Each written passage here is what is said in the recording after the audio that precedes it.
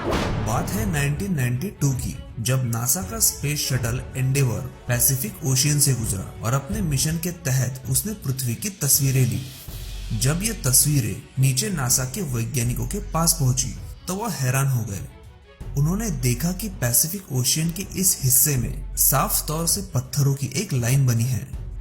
जब इन तस्वीरों का और अभ्यास किया गया तो पता चला कि पत्थरों की यह लाइन भारत के धनुषकोडी से श्रीलंका के मन्नार द्वीप तक बनी हुई है और इसकी लंबाई 30 मील है। अब आते हैं सबसे जरूरी मुद्दे पर।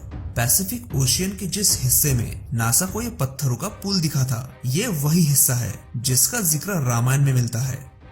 कहा गया कि सीता माता को छुड़ाने के लिए जब श्री राम अपनी वानर सेना के साथ लंका पर चढ़ाई कर रहे थे तो नल और नील द्वारा इसी जगह राम सेतु का निर्माण किया गया। रामचरितमानस और कालिदास रचित रघुवंशम में भी इस घटना का जिक्र किया गया है कि नल और नील जो विश्वकर्मा के वंशज थे, उन्होंने वानरों को सुरक्षित लंका पहुंचाने के लिए एक पुल बनाया था। रघुवंशम में तो इस पुल के बनाने की प्रक्रिया को विस्तार से बताया गया है। प्रभु श्री राम ने नल को ये पुल बनाने की जिम्मेदारी दी थी। 3 दिनों तक रेकी करने के बाद नल ने भारत से लंका तक की वो जगह खोज निकाली जहां पर पानी कम था। समुंदर के इस हिस्से में भारत से श्रीलंका के बीच छोटे छोटे द्वीप मौजूद थे। इन्हीं द्वीपों का पिल्लर जैसा इस्तेमाल करके नील और उसकी सेना ने यह पुल बनाया।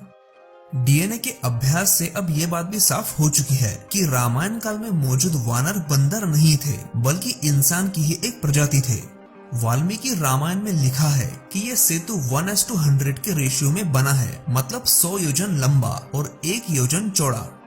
आज इस पुल की लंबाई जब वैज्ञानिकों ने नापी तो वो है 35 किलोमीटर और चौड़ाई है 3.5 किलोमीटर। मतलब आज के हिसाब से भी ये पुल 1:100 रेशियो में ही मौजूद है।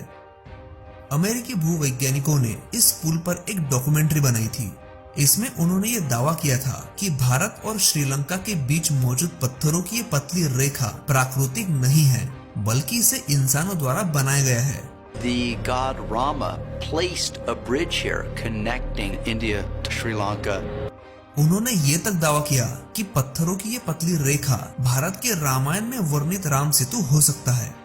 उनके अनुसार यहाँ के पुल के नीचे मौजूद बालू प्राकृतिक है, तो उन पर रखे पत्थर कहीं और से लाए गए हैं।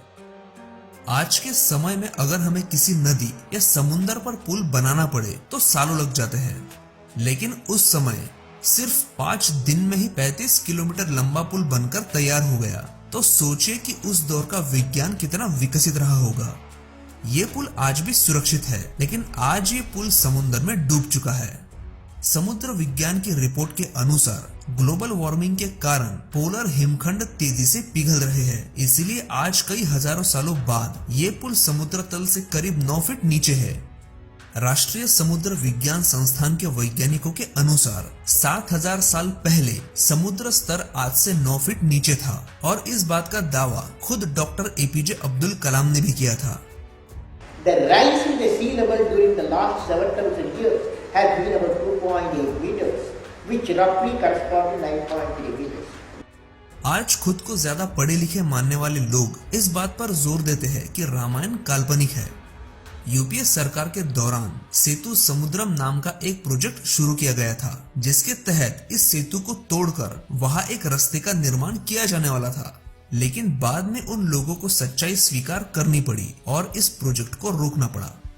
नासा जैसी संस्था ने भी इस पुल के मानव निर्मित होने पर मोहर लगाई है, और तो और इस पुल को सुपर ह्यूमन अचीवमेंट कहा गया, मतलब इंसान द्वारा बनाई गई सबसे बड़ी उपलब्धि। साथ में ये भी कहा गया था कि शायद पुल बनाने की टेक्नोलॉजी भारत से ही पूरी दुनिया में गई होगी, क्योंकि इस पुल के पहले कोई दूसरा पुल बना था, इसका कोई भी रिकॉर्ड नहीं मिलता। अमेरिकन संस्था के इस दावे के पीछे न ही कोई भक्ति भाव है और न ही सिर्फ रामायण के आधार पर उन्होंने ये तर्क दिया है, बल्कि उनके इस तर्क के पीछे वैज्ञानिक सबूत है।